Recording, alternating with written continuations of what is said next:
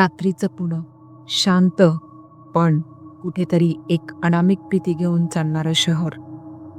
जुन्या वाड्यांच्या सावल्या, रिकाम्या रस्त्यांवरून जाणारी थंडगार झुळूक आणि कुणीतरी आपल्याकडे एकटक पाहत असल्याची भावना. अशाच एका ठिकाणाची गोष्ट आपण आज ऐकणार आहोत. ते म्हणजे रेसिडेन्सी रोडवरील जुनी हवेली, जी पुण्याच्या सर्वात गूढ आणि भयान जागांपैकी एक मानली जाते. ही फक्त एक हवेली नाही, हा एक इतिहास आहे, एक वेदना आहे आणि कदाचित एक शाप सुद्धा. लोक सांगतात की रात्री या हवेलीच्या जवळ गेलं की काहीतरी अजब घडतं. कोणीतरी चालल्याचा आवाज येतो, खिडक्या आपोआप बंद होतात आणि कधीकधी पांढऱ्या रंगातली स्त्री दिसते, पण पुढच्या क्षणी ती नाहीशी होते. आज आपण या हवेलीचा इतिहास जाणून घेऊ, तिच्याशी निगडीत भीषण कहाण्या ऐकू आणि शेवटी तुम्ही ठरवा, ही फक्त अफवा आहे की खरी भयकथा.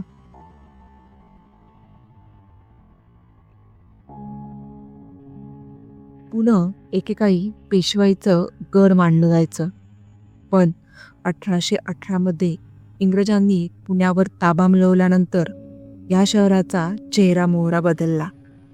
याच काळात रेसिडेन्सी रोडवर बांधण्यात आली एक भव्य हवेली.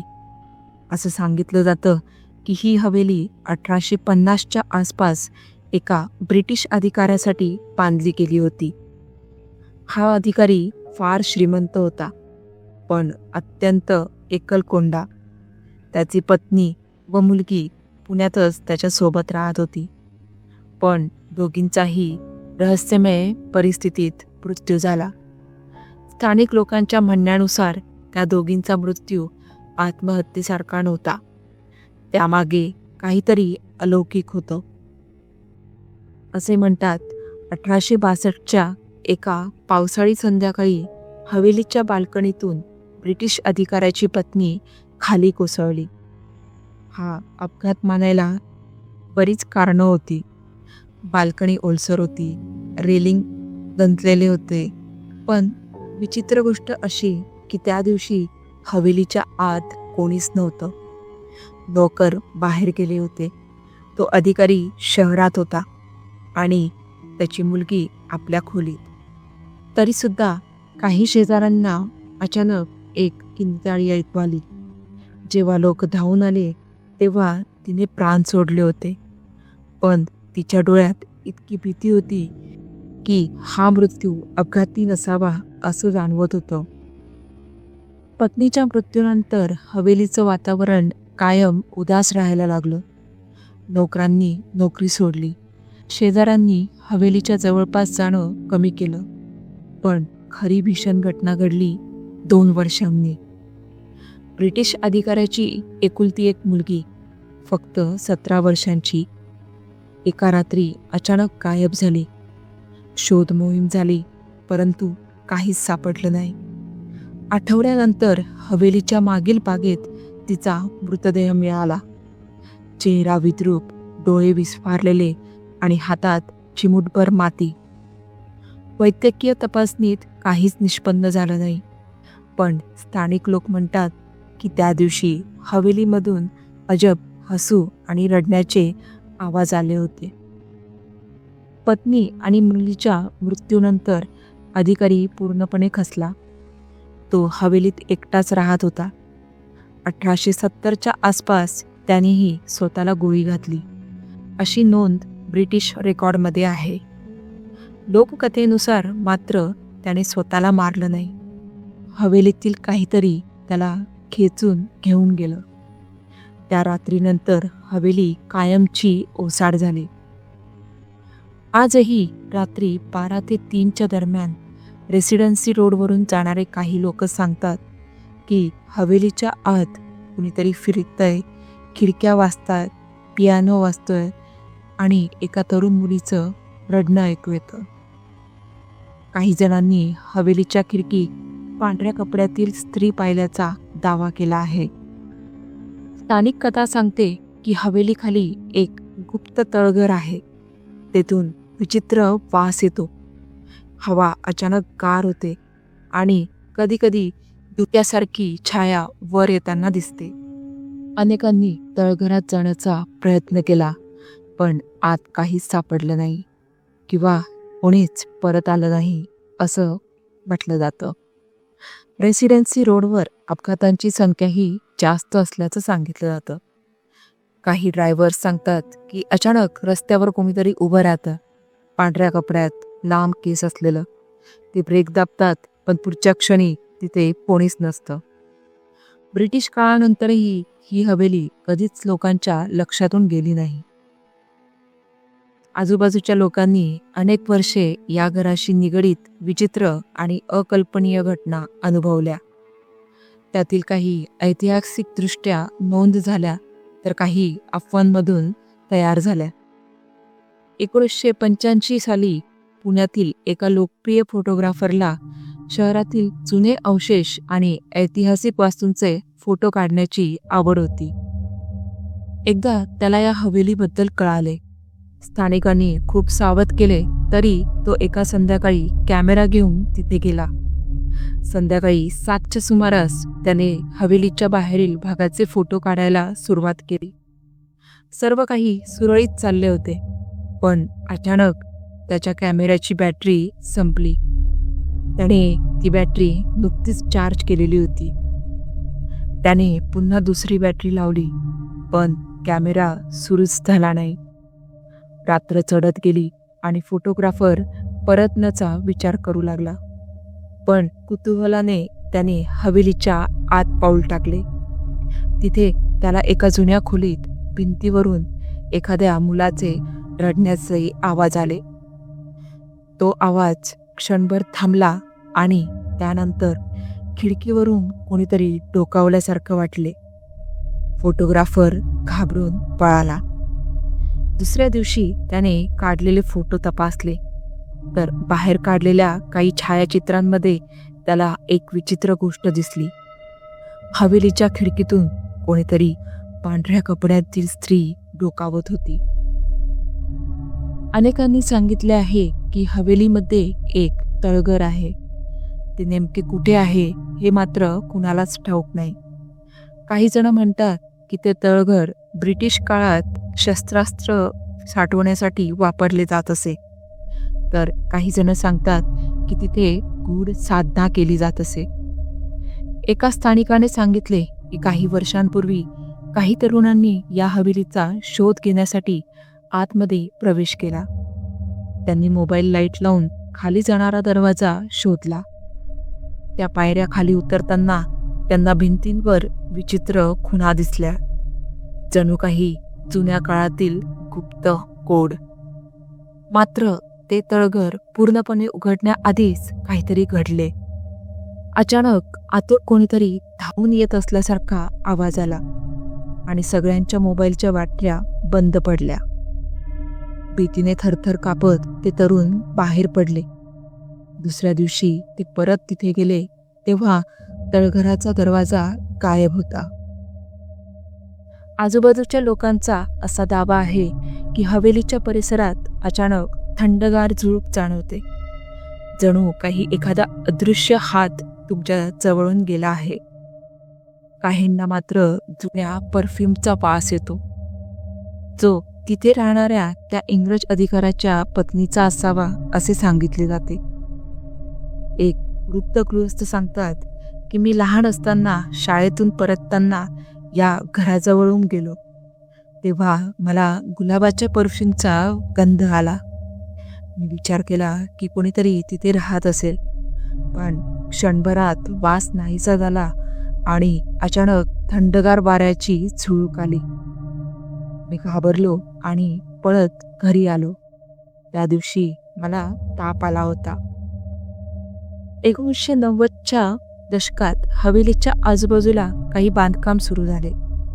त्यावेळी एक सुरक्षा रक्षक नेमण्यात आला होता. पहिल्या काही रात्री सर्व काही सुरळीत चालले, पण एके रात्री त्याने सांगितले की त्याला हवेलीमधून पियानोचा आवाज ऐकू आला. आवाज ऐकून तो घाबरला, पण तरीही कुतूहलाने पुढे गेला.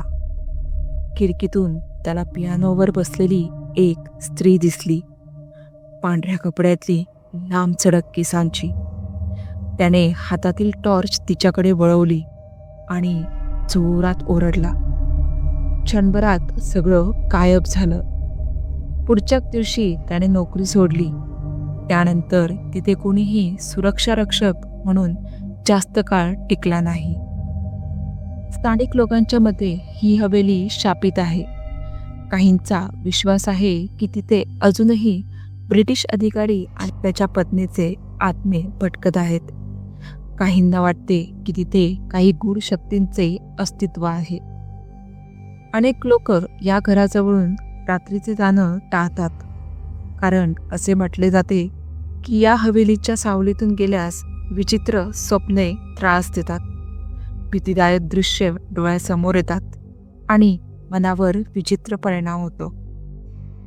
या हवेलीबद्दल पसरलेल्या अफवा एवढ्या वाढल्या की 2015 मध्ये पुण्यातील एका पारलौकिक संशोधन गटाने येथे तपासणी करण्याचे ठरवले. त्यांच्याकडे आधुनिक उपकरणे होती. EMF डिटेक्टर, इन्फ्रारेड कॅमेरे, नाईट विजन कॅमेरे, तापमान मोजणारी यंत्रे आणि ऑडिओ रेकॉर्डर्स. ते रात्री 10 वाजता हवेलीत प्रवेशले. वातावरणात एक विचित्र थंडावा होता. साधारण 20 अंश तापमानात बाहेर उभे राहिले तरी हवेलीच्या हॉलमध्ये 10 अंशाखाली तापमान होते. EMF डिटेक्टर वारंवार विचित्र रीडिंग दाखवत होते. रेकॉर्डरवर त्यांना एका वृद्ध इंग्रजी पुरुषाचा मंद आवाज ऐकू आला.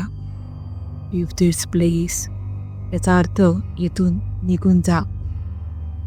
त्या गटाने तपासणी 3 तास चालू ठेवली, परंतु अचानक वरच्या मजल्यावर दार आपोआप जोरजोरात बंद झाले आणि उपकरणे आपोआप बंद पडली.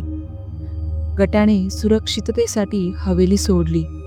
त्यांचा निष्कर्ष होता की येथे काहीतरी आहे जे या ठिकाणाला स्वतः जवळ ठेवू इच्छिते.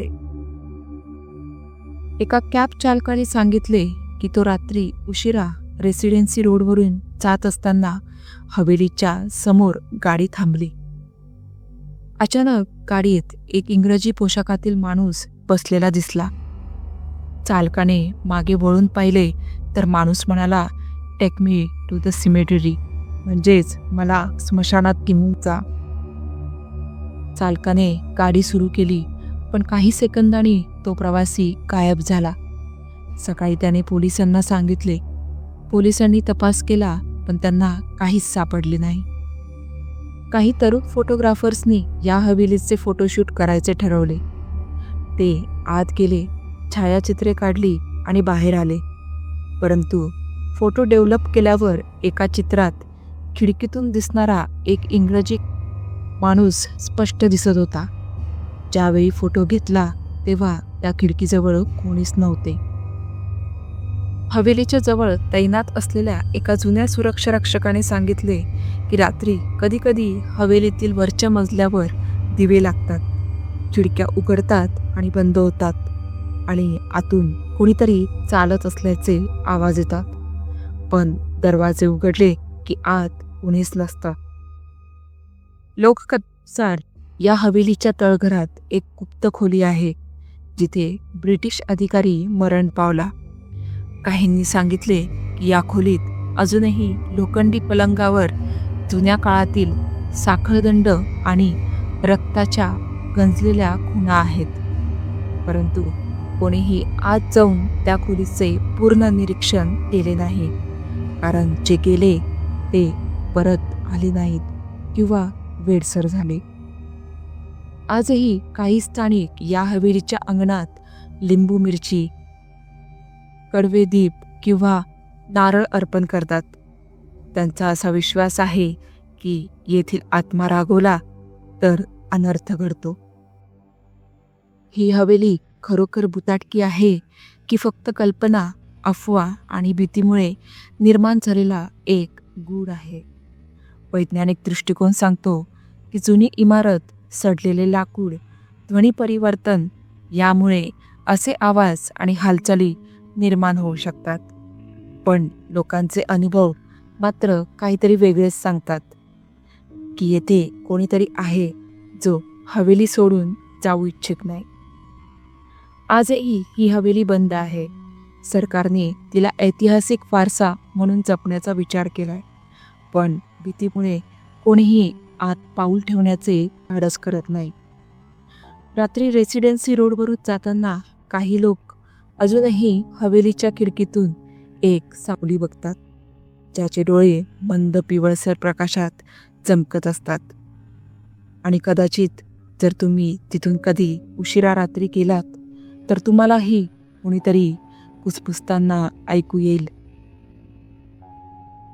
तर मित्रांनो, तुम्हाला काय वाटते, ही हवेली खरंच भुताटकी आहे का, की ही फक्त भीती आणि अफवांनी तयार केलेली कहाणी आहे? तुमचे मत कमेंटमध्ये नक्की कळवा.